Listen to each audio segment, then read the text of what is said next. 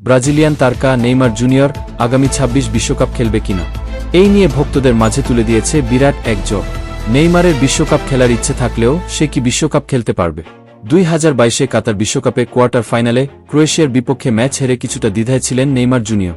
তবে সাম্প্রতিক সাক্ষাৎকারে তিনি বলেছেন, বিশ্বকাপ অবশ্যই সব খেলোয়াড়ের লক্ষ্য থাকে। আমি ৩টি বিশ্বকাপ খেলেছি, কিন্তু এখনও জিততে পারিনি। আমি আরও একটি বিশ্বকাপ খেলতে চাই এবং জিততে চাই। তবে ইনজুরির কারণে নেইমার বর্তমানে মাঠের বাইরে রয়েছেন।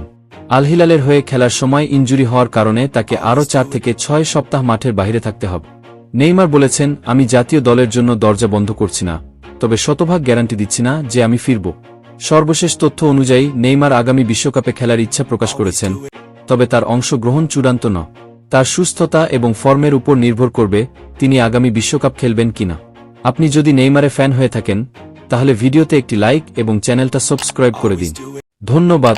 Seria o regresso em beleza de Neymar. No Qatar, 5-0 em casa ao Al Shorta Bagdad. Aqui é que vamos ver se toca ou não. Parece-me que toca. Olha, parece que toca.